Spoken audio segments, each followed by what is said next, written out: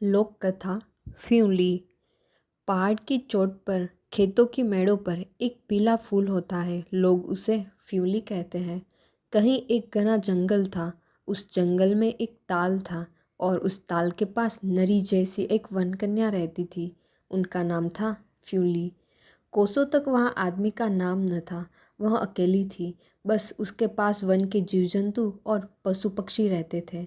वे उसके भाई बहन थे, बस प्यार से पाले पोसे हुए। यही उसका कुटुंब था। वह उन सब की अपनी जैसी थी। हिरनी उसके गीतों में अपने को भूल जाती थी। फूल उसे घेर कर हंसते थे। हरी भरी दूब उसके पैरों के नीचे बिछ जाती और भोर के पंछी उसे जगाने को चहचहा उठते थे। वह उन सब की प्यारी थी। वह बहुत खुश थी, सुंदर भी थी। उसके चेहरे पर चांद उतर आया था। उसके गालों में गुलाब खिले थे। उसके बालों में घटाएं गिरी थी। ताल के पानी की तरह उसकी जवानी भरती जा रही थी। उस रूप को न किसी ने आंखों से देखा था, न हाथों से छुआ था। उस धरती पर कभी आदमी की काली छाया न पड़ी थी। पाप के हाथों ने कभी फूलों की पवित्रता को मैला न किया था। इसीलिए जिंदगी में कहीं लोभ न था, शौक न था। सब और शांति और पवित्रता थी। फ्यूली निडर होकर वनों में घूमती, कुंजों में पेड़ों के नए पत्ते बिछाकर लेटती, लेटकर पंछियों के सुर में अपना सुर मिलाती, फिर फूलों की माला बनाती और नदियों के कलकल के साथ नाचने लगती। पर उसकी ज़िंदगी बस ऐसे ही थी। वो अकेली नहीं महसूस करती थी खुद को कभी। एक दिन वह यूं ही बैठी थी। पास ही झरझर करता एक पहाड़ी झरना बह रहा था। वहाँ एक बड़े पत्थर का सहारा लिए वह जल में पैर डाले एक हिरन के बच्चे को दुलार रही थी। आंखें पानी की उठती तरंगों पर लगी थी, पर मन न जाने किस मंसूबे पर चांदनी सा मुस्कुरा रहा था। तभी किसी ने आने की आहट हुई। हिरन का बच्चा डर से चौंका। फ्यूली ने मुड़कर देखा तो एक राजकुमार खड़ा था, कमल के फल जैसा कोमल और हिमालय की बर्फ जैसा गोरा। फ्यूली ने आज तक किसी आदमी को नहीं देखा था। उसे देखकर वह चांद सी शर्मा गई, फूल सी कुम्हला गई। राजकुमार प्यासा था, मन उसका पानी में था, पर फ्यूली को देखते ही वह पानी पीना भूल गया। फ्यूली अलग सरक गई। राजकुमार ने अंजुली बनाई और पानी पीने लगा। पानी पिया तो फ्यूली ने राजकुमार से पूछा, शिकार करने आए हो? राजकुमार ने कहा, हाँ। फ्यूली बोली, तो आप चले जाइए। यह मेरा आश्रम है। यहाँ सब जीव जंतु मेरे भाई बहन है। यहाँ कोई किसी को नहीं मारता। सब एक दूसरे को प्यार से गले लगाते हैं। राजकुमार हंसा और बोला, मैं भी नहीं मारूंगा। यहाँ खेल खेल में चला आया हूँ। खैर, न शिकार मिला न अब शिकार करने की इच्छा है। इतनी दूर भटक गया हूँ कि। इतना कहकर राजकुमार चुप हो गया। फिर कुछ समय के लिए कोई किसी से कुछ नहीं बोला। फ्यूली ने आंखों की ओर से उसे फिर से देखा। वह सोच न पाई कि आगे उससे क्या कहे, क्या पूछे, पर न जाने वह क्यों उसे अच्छा लगा। यूं ही उसके मुख से निकल पड़ा, आप थके हैं, आराम कर लीजिए। राजकुमार एक पत्थर के ऊपर बैठ गया। संध्या होने लगी थी। आसमान लाल हुआ। वन में लौटते हुए पशु पक्षियों का कोलाहल गूंज उठा।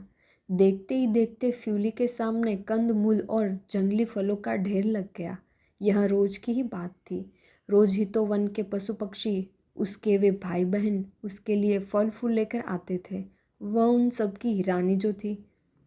राजकुमार ने यह देखा तो बोला, वन देवी, तुम धन्य हो। कितना सुख है यहाँ, कितना अपनापन है। काश मैं यहाँ रह पाता। फ्यूली ने टोका, बड़ों के मुंह से छोटी बातें शोभा नहीं देती। तुम यहाँ रहकर क्या करोगे? राजकुमार को वनों से क्या लेना देना। उन्हें तो अपने महल चाहिए, बड़े बड़े शहर चाहिए, जहाँ उन्हें राज करना होता है। राजकुमार ने कहा, जंगल में ही मंगल है। तुम भी तो राज ही कर रही हो यहाँ। फ्यूली मुस्कुरा उठी और बोली, नहीं। अंधेरा हो चुका था। फ्यूली ने राजकुमार का फूलों से अभिनंदन किया और फिर वह अपनी गुफा में चली गई। राजकुमार भी पेड़ के नीचे लेट गया। सांझ का अस्त होता सूरज फिर सुबह को पहाड़ की चोटी पर आ झाँका। राजकुमार जागा तो उसे घर का ख्याल आया। वह उदास हो उठा। फ्यूली उसके प्राणों में खिलने को आकुल हो उठी। अब उसका जाने का जी नहीं कर रहा था। सुबह कलेवा लेकर फ्यूली आई तो राजकुमार मन की बात न रोक सका और बोला, एक बात कहना चाहता हूँ, सुनोगी? फ्यूली ने पूछा, क्या? राजकुमार कुछ झिझका पर हिम्मत करके बोला, मेरे साथ चलोगी? मैं तुम्हें राजरानी बनाकर पूजूंगा। फ्यूली ने कहा, नहीं, रानी बनकर मैं क्या करूंगी? राजकुमार ने कहा, मैं तुम्हें प्यार करता हूँ, तुम्हारे बिना जी नहीं सकता। फ्यूली ने जवाब दिया, पर वहाँ यह वन, ये पेड़, ये फूल, ये नदियाँ और ये पक्षी नहीं होंगे। राजकुमार ने कहा, वहाँ इससे भी अच्छी अच्छी चीज़ें हैं। मेरे राजमहल में हर तरह से सुख से रहोगी। यहाँ वन में क्या रखा है? फ्यूली ने कहा, आदमी ने अपने लिए एक बनावटी ज़िंदगी बना रखी है, उसे मैं सुख नहीं मानती। राजकुमार इसका क्या जवाब देता? फ्यूली ने सोचा, इतनी सुंदरता, इतना प्यार सचमुच मुझे आदमियों के बीच कहाँ मिलेगा? आदमी एक दूसरे को सुखी बनाने के लिए संगठित जरूर हुआ है, पर वही संगठन उसके दुखों का कारण भी है। आज मैं अकेली हूँ, पर मेरे दिल में डाह नहीं है, कसक नहीं है। पर वहाँ वहाँ इतना खुलापन कहाँ होगा? पर उसके भीतर बैठा कोई उससे कुछ और भी कह रहा था। आखिर नारी को सुहाग भी तो चाहिए। वह एकदम कांप उठी, पर अंत में उसकी भावना उसे राजकुमार के साथ खींच ले गई। उसने राजकुमार की बात मान ली। फिर क्या था, वे दोनों उसी दिन चल पड़े। पशु पक्षी आए, सबने उन्हें विदा दी। उनकी आंखों में आंसू थे। राजकुमार उसे लेकर अपने राज्य में पहुंचा। दोनों बेहद खुश थे। वहाँ अब रानी थी। राजकुमार उसे प्राणों से भी ज़्यादा प्यार करता था। वहाँ वन से भी ज़्यादा सुख था। राजमहल में भला किस बात की कमी हो सकती थी? खाने के लिए तरह तरह के भोजन थे, सेवा के लिए दासियाँ और दिल बहलाने के लिए नर्तकियाँ। यही नहीं, दिखाने के लिए ऐश्वर्य और जताने के लिए अधिकार था। दिन बीतते गए। सुबह का सूरज शाम को ढलता रहा। कई दिनों तक उसके भाई बहन उसे याद करते रहे, पर वही तो गई थी। बाकी जो जहाँ था वहीं था। कुछ दिन बाद पंछी पहले की तरह बोलने लगे, फूल फूलने लगे। पर एक दिन फ्यूली को लगा जैसे उसके जीवन की उमंग खो गई हो। राजमहल में हीरे और मोतियों की चमक जरूर थी, पर न फूलों का भोलापन, न पंछियों की पवित्रता जैसी। अब राजमहल की दीवारें जैसे उसकी सांस घोंटे दे रही है। उसे लगता जैसे वह वनु से पुकार रहा है। अब उसके पास उसके भाई बहन कहाँ थे? आदमी थे, डाह थी, लोभ था, लालच था, पर वह तो निर्मल प्यार की भूखी थी। फिर उस जीवन में उसके लिए कोई रस न रहा। वह उदास रहने लगी। उसे एकांत अच्छा लगने लगा। राजकुमार ने उसे खुश करने के लाख कोशिशें की, पर उसका कुम्हलाया मन हरा न हो सका। कुछ दिन में उसकी तबीयत खराब हो गई और वहाँ बिस्तर पर जा पड़ी। थोड़ी ही दिनों में उसका चमकता चेहरा पीला पड़ गया। वह मुरझा गई। किसी पौधे को एक जगह से उखाड़कर दूसरी जगह लगा देने की कोशिश बेकार गई। उसके जीने की अब कोई आशा न रही। एक दिन उसने राजकुमार से कहा, मैं अब नहीं जीऊँगी, मेरी एक आखिरी चाह है, पूरी करोगे? राजकुमार ने कहा, ज़रूर।